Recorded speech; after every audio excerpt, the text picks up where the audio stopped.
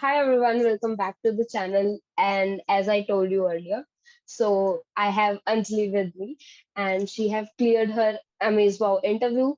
And she had one round because if you receive a link for intern offer 2 months or 6 months, you will get one interview round. But if you are interviewing for a full-time opportunity, there are going to be three rounds. So we are discussing her interview experience for the internship role. Hi Anjali, welcome to the channel. Thank you so much for having me here, Khushbu. I'm really excited to know how was your experience and going from online interviews to on-site. How was it? Right. So I've had my share of online interviews, and this was like my second offline interview. And I was actually quite nervous because I think everyone has those jitters before something nice like, an Amazon interview. And the few differences that I would like to point out are like be prepared that you're not going to have an editor in front of you. So that is the first thing that I'll want everyone to note. You get so used to using an editor, having it in front of you, being able to edit your code the way you want any single time. But now things have changed. You will either be using a whiteboard or you'll be given a paper and a pencil in your hand, and you have to explain it to the interviewer. So that's one major difference I felt. And while this can be a little, it can make you a little nervous at first, but I feel it has its plus points. Like you can explain way better, okay? And when you're, let's say, trying to explain a question related to graphs, okay, you can actually draw it out very easily and you don't have to worry about it. Whereas in online interviews, I think it gets a little difficult. A few things that become important are your body language, your confidence, and how you actually, talk to them, how you express yourself, how you present yourself. That's great. And I would like to know, like, how many questions were there? What was the difficulty level? Was it very different from what you were used to giving online, or was it same? Okay, so the difficulty obviously does not change just because the interview is offline, right? So for most part, the questions were on the medium end of the spectrum. So it wasn't too hard. Like you would find that these questions were a little bit of the standard DSA questions. Now, the one I got was on arrays. That was something I hadn't really seen earlier, but it was something I could solve on my own over there. And the one in graph, it was um, like medium level, and it was a standard BFS type of question. So a grid was given, and you had to use BFS to arrive at a solution. So that's how it went. I'm used to coding in C++ and Java, but I don't think it was a problem at all. Like what language you use, because at no point in my interview did he ask me in what language you're going to code. So one thing I forgot to mention earlier was that I had to write the code too on the paper. I didn't just have to explain my approach, I had to write the code. Just the function that does the part what the question requires it to do.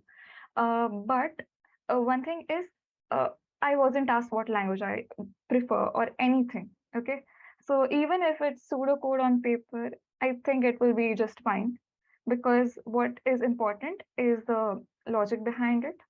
Overall, again, I won't even be able to say that you have to focus on this DSA topic or these kind of algorithms. There's nothing like that, because when I spoke to people, I realized that people got questions from arrays, linked lists, trees, graphs.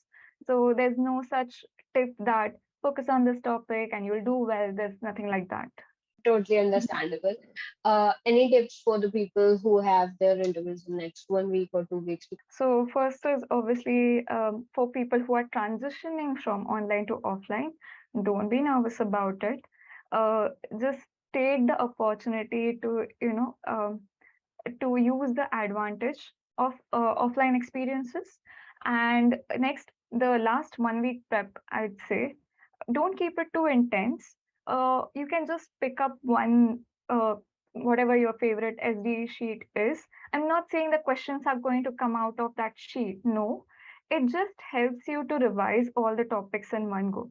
Like, the kind of questions are going to be a little related to it. You can just brush up topics quite easily. And lastly, I guess what helped me the most was having someone with me to track progress. So finding a good study buddy is really important, with a healthy competition between the both of you. So you can keep some sort of progress tracking method you can decide with them. And every day you decide a goal with them, and you can just keep a track if each one of you is on that track, right? So it does help a lot. It helped me a lot, and I'd suggest everyone to do that. Definitely. Even I will suggest that. Me and my brother used to do this. So we had a Mhm. Google Sheet. Every time that I am stuck at a question, normally it's okay to go search for a nice YouTube video which covers everything comprehensively. But in the last week, just before your interview, it's really difficult. Your head is all over the place, and you're really short on time. And it's good to have that one person who is going to explain it to you right away. You know, so that's one thing. Yeah, even you must have experienced. And lead code, you mentioned lead code. I feel that's really important for anyone who is preparing for Amazon Wow or maybe even other interviews. Yes, it's really, really important that you go through all those important questions over there. And it really does help a lot. So this was it. Do you have any last minute tips for anyone? Um, And that's actually all from my side, that don't be nervous and just go for it. Yeah. All the best to everyone who is preparing for their Wow interviews. You got this. Thanks a lot, Anjali, for sharing your experience and coming to the channel. And congratulations for clearing the interview. And we are Thank you super so much. excited to see where you intern next year.